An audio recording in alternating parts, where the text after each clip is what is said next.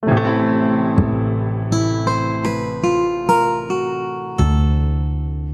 therapist, a chaplain, a guru, a psychoanalyst, a missionary, and a university counsellor walk into a bar.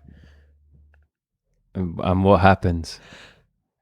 They all sit down and have a wonderful discussion on the Religious Studies Project. I just read Kritika's introduction to her podcast today with Dr. Christopher Harding about religion and the Psy-Disciplines, and I thought it was going to be the start of an epic joke. You'll have to listen to the podcast and find out, though. We're the Religious Studies Project. He's David Robertson. He's Christopher Cotter. And here's Kritika. A therapist, a chaplain, a guru, a psychoanalyst, a missionary, a university counselor. How do these figures interact? In a milieu where meditations take place as part of church services and where mental health services incorporate a spiritual dimension, the relationship between religion and the Psy-Disciplines, psychology, psychiatry, psychoanalysis, bears thinking about. Speaking to us today about religion and the Psy-Disciplines, we have Dr. Christopher Harding, who is a lecturer in Asian history at the University of Edinburgh. Chris is a cultural historian working primarily in Japan and India.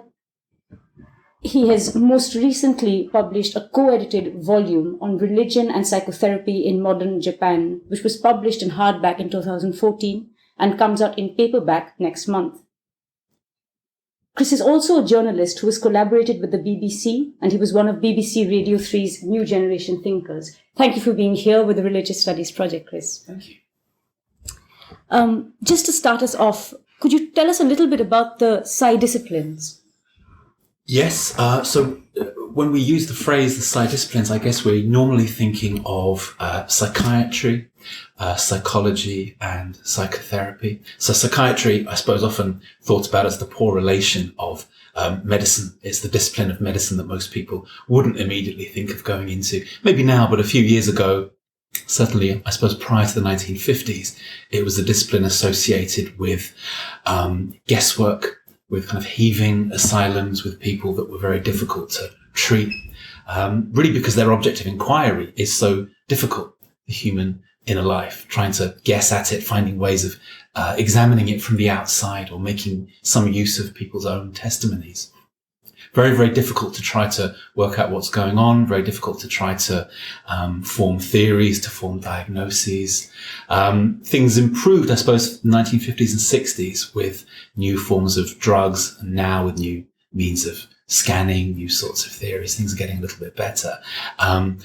But for a while, as I say, medicine's poor relation. Psychology, most people will know of, working with experimental data, primarily, but also doing some work in a clinical setting. And then psychotherapy, I suppose, really from Freud, Jung onwards, Carl Rogers, and now we have any number of modalities. So those three things working together, often we would call them, I suppose, the Psy-Disciplines, and each one has had its own sort of relationship with different religious traditions in different parts of the world.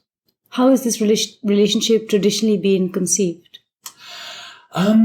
I suppose early on, the period that I work on most is the end of the 19th century into the 20th century. Early on, I suppose there was a relationship of some hostility, especially, I suppose, with Sigmund Freud and with early Freudians who, we know Sigmund Freud had his particular views on what religion is really all about. But also, some people would say that perhaps his views were more nuanced than he's often given credit for. But some of the people early on who were attracted to psychoanalysis were attracted to it as a way of fulfilling the good parts of religion, distilling and fulfilling the good parts of religion, getting rid of the rest, and helping people whose lives had been damaged very early on, often by religious upbringings, particularly if there was kind of harshness in the family background, a heavy emphasis on certain forms of behavior, a kind of moralizing dynamic, etc. Lots of people would say in that early generation of psychoanalysis, the kind of thing that Richard Dawkins says, I suppose, which is that religion is child abuse. And so from the religious side of things, people worried that that critique could become quite influential. They also worried that the human person was being reduced to a mere organism or a mere machine, or that your personhood was really the outcome of your upbringing. So they thought there were all sorts of reductions going on that really threatened the underpinnings of all sorts of different religious traditions. But I suppose particularly Christian traditions in the West were the ones who were initially objecting to people like Freud, but also psychology in general, because the whole premise of psychology to them seemed wrong, that you can meaningfully study the human person purely in a natural scientific way. And so this is the context from which you are, in some ways, your own work departs. Is that right?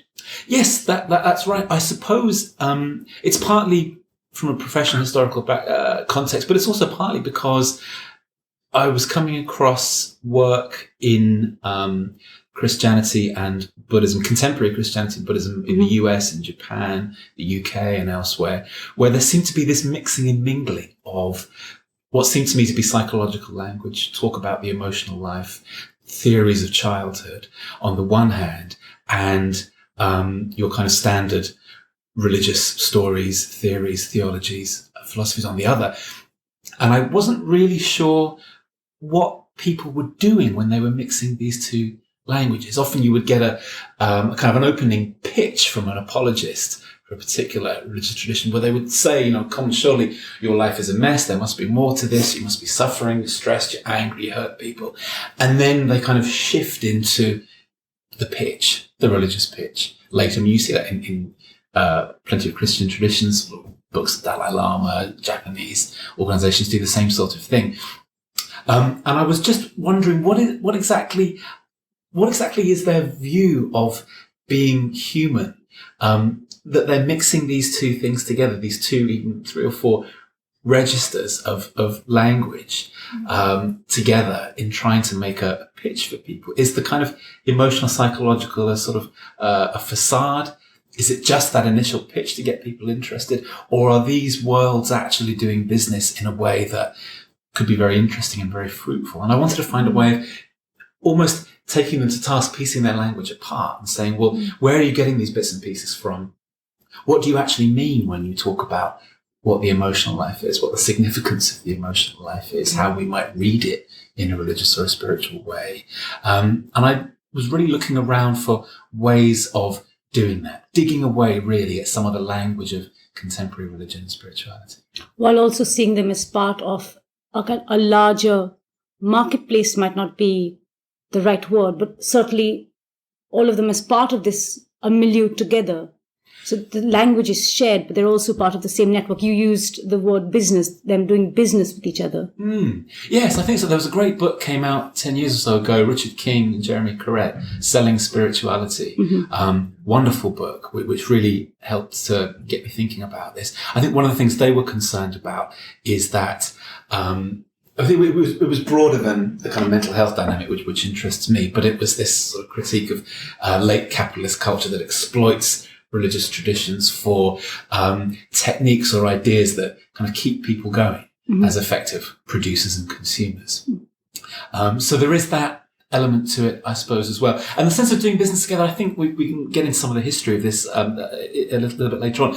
But I suppose my basic take on it is that there are very positive ways in which they can do business. The Psy-Disciplines and various religious traditions, and they have been since the 1940s, 1950s, at least, once this kind of initial Freudian hump or Freudian coldness between them was overcome. But there are also ways in which they can be antagonistic or quite confusing, possibly quite manipulative when they're used together. I suppose a prime example that some listeners may have heard of would be the Aum Shinrikyo sarin attacks on the Tokyo Underground in 1995. Aum Shinrikyo talked about as being the love child of Buddhism and pop psychology. That kind of all-encompassing embrace of the world, an all-encompassing take on the human person, which really reeled in quite a few people, and you get into the territory of, some people might say, brainwashing, I suppose, but certainly having such an all-encompassing explanation of the world that it's kind of hard to fight your way out of it again. That's potentially what the religion and Psy-Disciplines, I suppose, do when they work together, is that they give you no other interpretive options.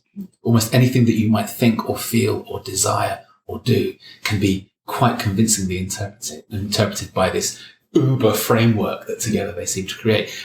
And for that reason, it can have, I think, negative as well as positive consequences. It's also worth talking about the kind of tensions that you brought up. But I thought that before we get to a more in-depth analysis of the tensions, we could also talk about what you've talked about, the two-way dialogue that happens between the Psy-Disciplines and religion. What did you mean by two-way dialogue? I suppose that they find useful things in one another. So some of the more positive bits of dialogue in terms of, say, a Buddhist tradition, we maybe talk about Japan in this regard, Buddhist traditions making use of the modern Psy-Disciplines. You get this trend, I suppose, around Asia, certainly in India, certainly in Japan, in the late 19th century, where countries that have been very much affected by European colonialism, whether it's, as it were, boots on the ground or it's more of a kind of cultural imperialism, they're looking for ways of pushing back against colonial knowledge, against the whole sort of Western canon, as it were. And what some groups do, I think maybe Swami Vivekananda in India and Neo-Hinduism, a guy called Inoue Enryo in Japan, who's what you might call a Buddhist modernist. What they do is they look back into their own traditions and they say, well, actually within Buddhism or within Hinduism, you will find insights that match and trump those of the Western world. And that one of the ways in which we can state that case quite clearly to people is by spring cleaning Buddhism, spring cleaning Hinduism, reviving our religious traditions, but in a kind of viable modern format. And someone like Inoue Enryo finds the Psy-Disciplines really useful for that. Because it's actually, what we can do is we can separate out true mystery, the true mysteries of life, from the false ones. Psychology will tell us what the false ones are, because we can investigate people's patterns of thought and we can find out why they believe in silly things like ghosts or goblins. That then leaves them free to redirect human wonderment and awe and faith and trust to true mystery. So it's good for people, it's good for a Buddhist tradition, because a tradition that looks to be anti-modern in Japan can suddenly represent itself as being definitively modern and being worthy of people's trust and their taxes. And at the same time, you can say Buddhism actually in its own right is the world's finest psychology, and always has been. And you see, of course, lots of people now who engage with Buddhism will say, first and foremost, it's a very convincing picture of what it's like to be a human being. It's first and foremost a psychology. And then we'll take it from there. You might want to then call it a religion, or you might not. But you can borrow in those sorts of ways. Christian tradition, some examples of how the Christian tradition, I suppose, is borrowed from the Psy-Disciplines, is in forms of spiritual direction, which are open to the influence of someone's upbringing on the way they think about God, on the way they process guilt, on the way they worry about sin. It doesn't mean that you're jettisoning all the teaching in the Christian tradition on these things, but it means you're more aware of how human beings work, and that you can help people who might be stuck. So now lots of monks and nuns, priests and others will get a certain degree of, as it were, basic counselling training so that they can help people. I mean, things might get to a point where they need to refer on, perhaps to a therapist or a psychiatrist. But these basic learnings can actually be very, very useful in their work. On the Buddhism example specifically, I wanted to ask a little bit about Kosawa Hisaku, who you speak about a bit in your book, referring to him as the father of modern psychoanalysis in Japan. Is that accurate? Yes, absolutely. Yeah. And I was really interested to see a kind of example in the flesh of mixing Buddhism, Shin Buddhism in particular, with Freudian ideas of psychoanalysis and the way he used both of those traditions to create his own practice. Could you tell us a little bit more about that? Yes, very, very brief potted biography, I suppose. Kosawa Heisaku was a student of psychiatry first in northern Japan in the 1920s. He encountered psychoanalysis a little bit through one of his mentors who'd studied in the US, but Kosawa wasn't really convinced with the way he was teaching it. So he actually went to Vienna, met Freud, worked with Freud and his circle in Vienna, only really for a year or so. And he had an analysis there. Then he came back to Japan, opened his own clinic in Tokyo. And this was where he seems to have started to develop this kind of fusion of the two. It seems to have been the case with him that he saw Buddhism in Japan as being under threat. And he wanted to find a way of, a little bit like Inoue Enryo, guy I mentioned a little while earlier, wanted to find a way of showing people what Buddhism really aimed at, what Buddhism was really about. And on an individual basis, he wanted to help his clients work towards really an experience that some people would say has a fair bit in common with enlightenment.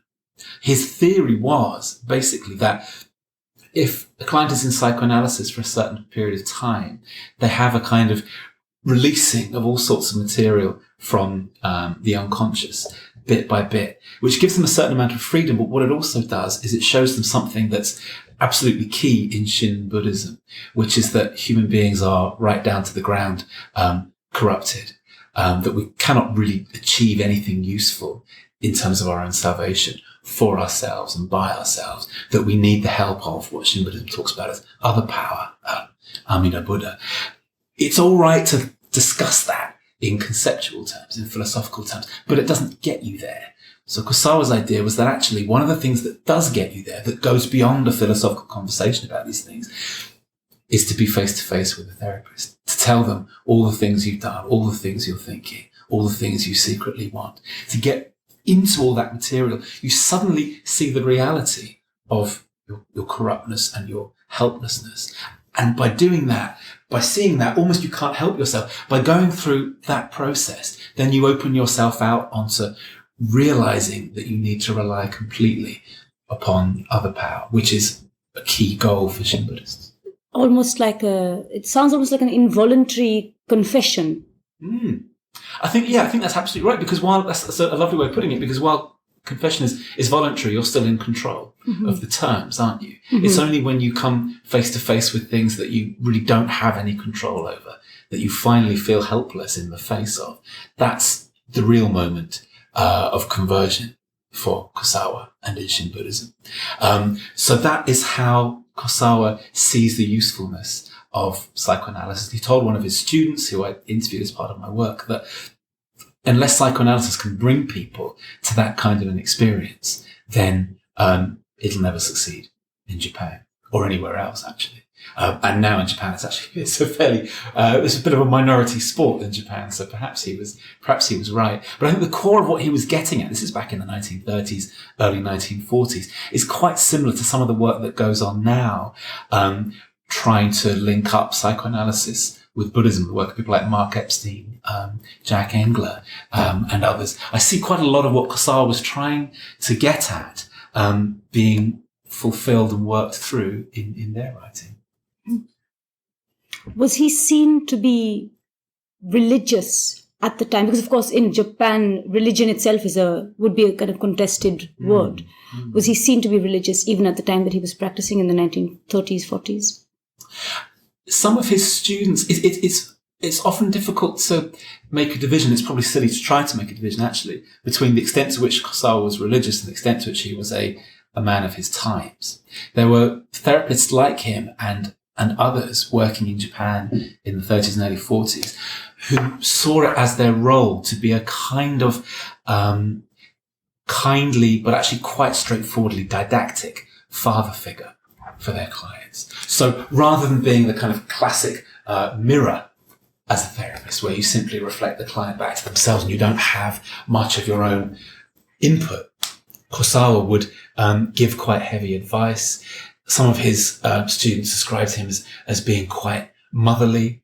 There were other therapists around the time. One of them, I'm thinking of another psychoanalyst, who would invite his clients, young male clients, out to his countryside home where him and his wife lived, spend the weekend with them and fulfill the father role that they'd never had. And so after the war, a lot of people criticized Kusawa and others for having that kind of really heavy paternalism in their work. Some of them said that was because he was a Buddhist. Others said that's because he's just a man of his era. The theory behind therapy in Japan at this point, also the theory behind hypnosis actually, was that it would only work if it's practiced by a superior on an inferior.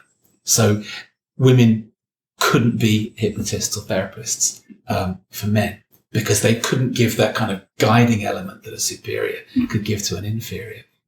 So Kusawa was a product of his time, both in that kind of paternalistic sense, I think, but also his students would have recognized him pretty straightforwardly as a Buddhist. And they said this is a disaster because psychoanalysis is supposed to be a science. You have to keep the two things separate. Kusawa's own view was that in the consulting room, there'd be no talk of Buddhism, but after your consultation, you could come next door, have a cup of tea. He might unroll a couple of Buddhist sutras and maybe talk you through a bit of Buddhism if you were interested, as some of his kind of young clients were. So I think he would have identified as both. And his view was always that psychoanalysis is a proper science and Buddhism, as it really should be understood, were really operated completely in tandem. And that if Freud had had a less narrow view of what religion meant, because Kusawa thought Freud was kind of shackled to a Judeo-Christian understanding of religion, and a very narrow one even at that. If Freud had had a wider understanding of what religion really was, he'd have seen that psychoanalysis and religion were really two sides of the same coin. That's an interesting idea as well, because if we broaden our scope now from Japan to general understandings of the relationship between religion and the Psy-Disciplines, the question that this particular case raises for me is, how do you isolate religion then? For example, in palliative care and end-of-life care now, it's quite common, I think, especially in certain countries, to incorporate mindfulness or meditations as part of palliative care. We've already seen now in the Kusawa example of someone who seems to work between religiously prescribed rules. He is also a father figure. There's a kind of cultural construction of gender there as well, with his kind of paternalism that you could talk about. So how do we isolate what is religion here? If you were to see meditation as part of palliative care practice, would you see that as religious or a cultural formation or a product of its time? Does the question make sense? Yes, yeah, it does. I suppose people are thinking through this in Japan in the context of end-of-life care, and also in the context of disaster care. Say after the earthquake, tsunami, nuclear meltdown disasters in 2011 in Japan. In the aftermath of that, there was quite a lot of work done by Buddhists, and they've been thinking through how do we pursue this kind of work and not upset the people that we're dealing with.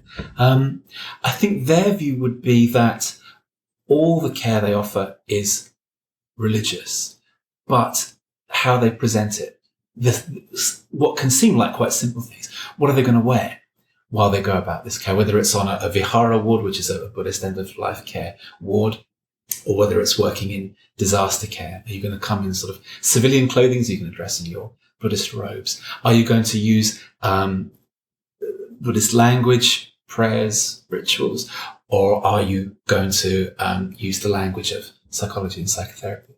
What they've found is, I think that their key aim is that you meet people where they are. Some people want all the trappings of Buddhism. That's what is going to make them feel comfortable because it's what's familiar. They absolutely don't want to be talked to after a disaster or towards the end of life about their feelings. Not a conversation that they want to have.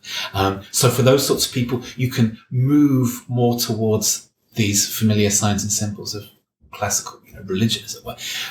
But for others, still really doing religious care, you can now call it spiritual care instead. And in Japan, they make a distinction where you won't have, your Buddhist uniform on, and you won't be using that sort of language. Instead, you'll shift more towards the language of psychotherapy and counseling, if that's what you think people want. And in order to get onto some public hospital wards in Japan, you have to do that because there's a clear separation in Japan being made of religion and state. But this coming together of religion and the Psy-Disciplines, in the training, you now have clinical chaplains being trained in Japan from all sorts of religious backgrounds. That coming together allows them to gently shift the emphasis depending on who they're dealing with. For them, it's religiously inspired, so it's all religious care. But what it looks like to, as it were, the consumer or the receiver of it, it's endlessly flexible. And I think that's what they see as being so useful about it. And I don't think they would make any fundamental distinction between religious and non-religious there. It's about the nuances of presentation and perception. But how about when you take the case of Japan and try and apply it elsewhere, try and apply it in the contemporary situation in UK, for example, or in countries that do not have that very specific set of circumstances that we're speaking about there? How would you isolate religion in those cases? Is this just an East-West divide? No. I think something very similar goes on. I recently wrote a piece for Eon magazine on end-of-life care at 2 hospices in Edinburgh and the concept of spirituality and whether that's useful or not to people. And I was surprised to find a lot of the interviewees say that spirituality is actually not a very useful concept at all because it carries so much of the baggage of religion. And for a lot of people, if you are religious, then you just want to see the chaplain or whoever the representative might be. You're fairly clear on who you want to go to. But for the vast majority of other people, neither religion nor spirituality is something they want to hear about. But what you do instead is you find ways of being with people, forms of care. So listening, closeness, sometimes even physical forms of care, like a bed bath, whatever it might be, that from a certain perspective, yes, you could talk about it as being religious. There's a focus there on being, on attentiveness to the person you're with, as opposed to just doing for them, rushing around a hospice ward. But you're not employing any of the traditional language of religion or spirituality. A lot of the workers I talked to said that people would just be put off by that kind of thing because they'd say, look, it's too late for me now to go on some big search for the meaning of life and the meaning of the world.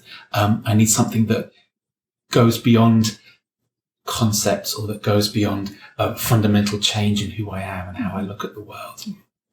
I need something that some people would argue is actually close to the core of religion or religious tradition like Christianity, which is love and acceptance and showing that kind of thing. So I think in some of the end-of-life care, that is more what people are doing than getting bogged down in the language of religion and spirituality. Again, one of the professors I interviewed at a St. Columba's hospice said it's really about training nurses in how to be with their patients rather than just do for them. You know what I mean? Just run around changing sheets and whatnot. Actually learning how to be with them is what they want. And whether the language of spirituality helps or not, that's really a kind of secondary consideration. Well, that's interesting because that also gives us a sense of something we spoke about at the beginning, the idea of tension between different ideas of religion, spirituality, and then the Psy-Disciplines. And it's interesting here because we see for the first time that tension between those who receive the care as opposed to be seeing the tensions on an institutional level or in how they've been interpreted by practitioners, if that makes sense. So that's very interesting. I think there was also a previous religious studies podcast by Dr. Harold Koenig from Duke, and he'd spoken about how I think the talk was on religion, spirituality, and healing and health, speaking about particularly coping and how religious belief helps in coping, which seems interesting. A final point of tension, then, can you give us, or can you think of a specific example when the idea of healing itself is defined differently from a religious standpoint and then from the Psy-Discipline standpoint? Because, of course, they might be working with different ideas of what is transgressive or what is disorderly. And so their ideas of what health is might also differ, or the idea of healing might also differ. I suppose that's true, yes. There's an interesting parallel between working on religion and the Psy-Disciplines on the one hand and working on what's called transcultural psychiatry and psychotherapy on the other. Because in that kind of latter area, what you find is that any form of psychotherapy, almost any form of psychotherapy, is based on assumptions about what a human being is, what's ideal for them, what's good for them. I suppose the psychotherapist might respond by saying, actually, that ideal is something that gets generated over time in the relationship between the therapist and the client. The therapist isn't there to say at the outset, here's the kind of person I'm trying to turn you into. So I accept that possible objection there. But I think there's a deeper sense in which there are certain assumptions, at least, in play. And And if you transfer that back over to religion and psy-disciplines, one of the things I try to do, I have a framework that I try to put together to work out exactly what bothers me about this relationship and how I want to investigate it. And I think one is the nature of the human person. And so what does it mean to be healed? Does it mean to go back out and be once again a kind of a coping, productive member of your society? Or does it mean to go back out into society and have a more of a prophetic role and say, actually, this is wrong and that's wrong. And the reason why I suffered from stress or anxiety or depression isn't just that I'm wrong or I'm failing to cope, is that the world around me is disordered. Those sorts of judgments which border on the moral are the sorts of things that would be comfortable to people with what you might call, religious background, and less so to people of perhaps of a more secular orientation. Social justice social justice can cross both lines, obviously. But I think in forms of psychotherapy and healing, which have more of an explicit religious orientation, that element of judgment, which I suppose now is more pushed out onto the outside world because the damage of internalizing that kind of judgment has become much more clear. That kind of judgment is a little bit more common. You see it more often. But one final thing on healing, which is one of the things that I think can undermine healing, is the difficulty when religion and psy-disciplines come together of people making mistakes about the kind of language that they're using. So there's a writer called Jack Engler who writes about Buddhism and psychoanalysis that said there are all these key terms in Buddhism which can be really badly misinterpreted if you're not careful, and if Buddhism and psy-disciplines come together in the wrong way. For example, a Buddhist concept like no self can be easily sort of taken up and used by someone who has very low self-esteem and finds the idea of there being a fundamental unreality about themselves comforting. But they're using it counterphobically. They're using it in the wrong way. And actually they're digging themselves a deeper hole by using the idea of no self to kind of justify very, very low feelings about themselves and kind of almost wallow in it. He says, he has a really nice line, which I think cuts across a lot of what we're talking about. He says, you have to be somebody before you can be nobody. So in his scheme, there is a role for the psy-disciplines in clarifying a person's sense of themselves, building up an ego in the sense of being a healthy single subject, not being kind of narcissistic and arrogant and self-obsessed, but being a healthy subject who is then able to cope with what Buddhism would say is the ontological fact that there is no self. You know what I mean? And it's mistakes over language that can come up when religion and psy-disciplines get together that I think can often be quite damaging, that give people either false hope or the wrong sort of hope, or just confuse them worse than they were confused before, and in turn can either undermine healing in a particular context or can just undermine their growth in a bigger way. Which is why I think interrogating the use of language in this dialogue is such an important task. I'm keeping an eye on the time. This will be the last question. It strikes me this idea of being nuanced, being careful about how language is used. Would you say this is one direction in which you hope to see the field grow? And that's the last question. What direction do you think this broader field that you're working in can grow? Specifically, of course, I mean, for religious studies, where can we go next? I wouldn't presume to tell religious studies where to go. I'm just a plain old historian. But in response to the question, which is a really good one, I think what I would probably like to see and encourage is more of a creative and honest focus on the antagonisms that arise when religion and the psy-disciplines get together. Because I think we hear a lot, both within academia, but also the wider world of publishing, YouTube, everywhere else, of the complementarities. There's a great book by Francis Spufford, Unapologetic, why despite everything Christianity still makes great emotional sense, or excellent emotional sense. Beautiful, beautiful, beautiful book, highly recommended.